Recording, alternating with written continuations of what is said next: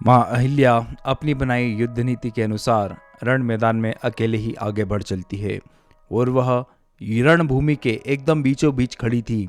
न उनके आसपास कोई उनका सैनिक था, न ही उनका कोई अन्य साथी था।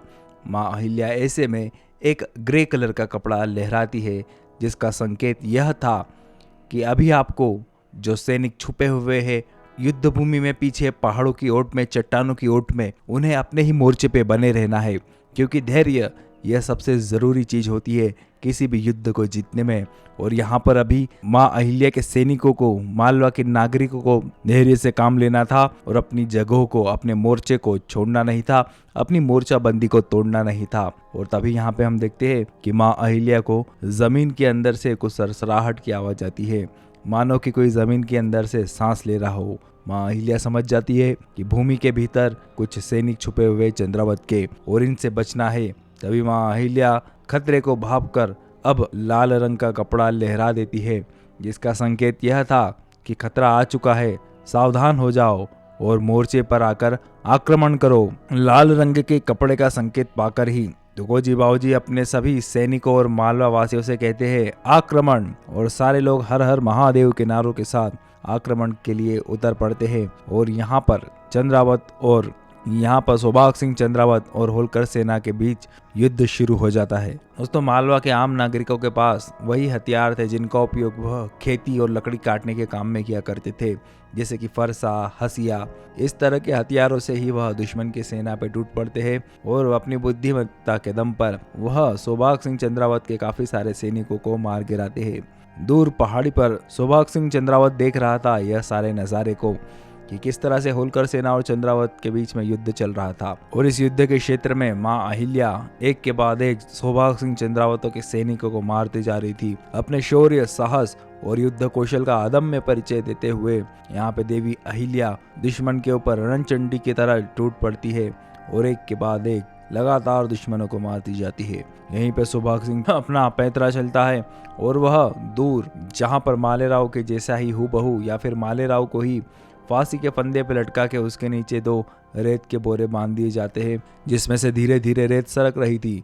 पर अब यहाँ पर एक और तीर मारा जाता है, जिससे रेत के बोरे में से अब रेत बहुत तेजी से सरकने लग जाती है। तभी माँ अहिल्या देख लेती है कि अब मेरे पास समय बहुत कम है, अब मुझे जल्दी से जाना होगा। तभी माँ अहिल्या अदम्य युद्ध कौशल का परिचय देते हुए दुश्मनों के सैनिकों के ऊपर से कलाबाजियां खाते हुए उस क्षेत्र तक पहुंचने की कोशिश करती है, जहां पे उन्हें उस फांसी पे लटके हुए मालेराव या फिर कोई अन्य व्यक्ति जो भी था उसे बचाना था। माँ अहिल्या यहाँ पे मन ही मन छोटे सूबेदार जी यानी कि खंडेराव होलकर का स्मरण करते हुए आगे बढ़ती है। यहाँ पर देखा जाता है कि तुकोजी बाबूजी और यशवंत के सामने एक नई चुनौती उत्पन्न हो जाती है, क्योंकि सौभाग सिंह चंद्रावत के जितने भी सैनिक आए थे वह अपने शरीर पर तेल मल कर आए थे, जिसके कारण उन्हें पकड़ना काफ़ी कठिन हो रहा था।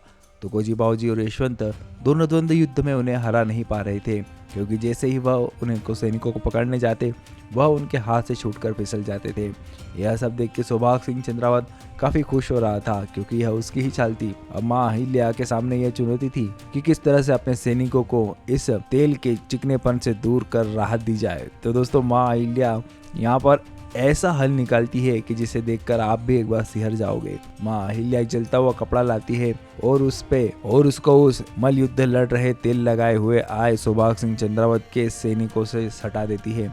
तेल तुरंत ही आग पकड़ लेता है और सौभाग सिंह चंद्रावत के वह सैनिक जब यह देखते हैं कि किस तरह से एक सैनिक जो कि तेल लगाकर आया था वो आग में जलकर मर जाता है, तो सारे सैनिक जो कि इस तरह से आए थे वह सभी भाग जाते हैं यहाँ से। और इस तरह से माँ अहिल्या ने अपनी बुद्धि के दम पे सबको साबित कर दिया था कि अभी भी युद्ध नीति में उनका कोई सानी नहीं है। यहाँ पर सौभाग सिंह चंद्रावत हंस रहा था और माँ अहिल्या देखती है कि अब मेरे पास समय बहुत कम है, और वह जल्दी से फिर से युद्ध लड़ते हुए दुश्मनों के सैनिकों के ऊपर से कलाबाजियां खाते हुए आगे बढ़ती जाती है। तो तुकोजी बाबूजी भी देखते हैं कि मुझे भी अब आगे बढ़ना होगा, और वह भी अपना खंजर लेके आगे बढ़ते हैं। और बस वह फांसी का फंदा उस व्यक्ति के गले में या फिर मालेराव के गले में कसने ही वाला था, तभी माँ अहिल्या आती है और नीचे से उसके पैरों को पकड़ लेती है, जिससे फांसी का फंदा कस नहीं पाता।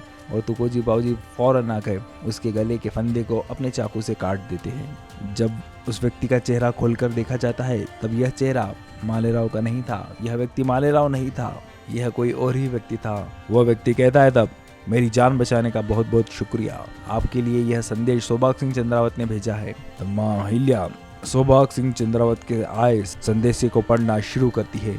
उस संदेश में सौभाग्य सिंह चंद्रावत यह लिखता है कि अहिल्या, तुम्हें अकेले ही यहाँ तक पहुँच गई हो और अब तुम्हें अकेले ही आगे बढ़ते हुए मेरे ठिकाने तक पहुँचना है, जहाँ पे मैं तुम्हें मालेराव दूंगा और उसके बदले में तुम्हें मुझे मालवा देना होगा। माँ अहिल्या समझ तो जाती है कि ये सौभाग्य सिंह चंद्रावत की चाल है, पर अभी यहाँ पे सौभाग्य सिंह चंद्रावत की बातों को मानने के अलावा माँ अहिल्या के पास और कोई दूसरा रास्ता भी नहीं था।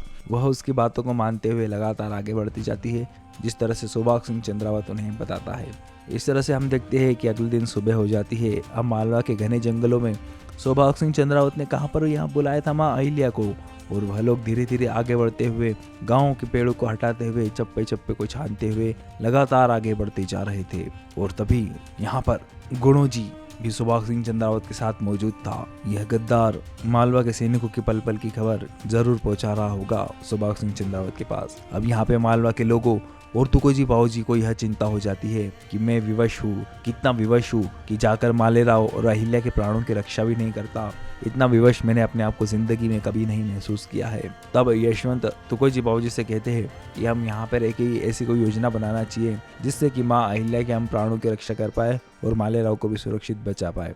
तभी मालवा के नागरिक कहते हैं यदि माँ साहेब ही मर गई तो हम जीकर क्या करेंगे, हम हर कीमत पे लड़ने के लिए तैयार है।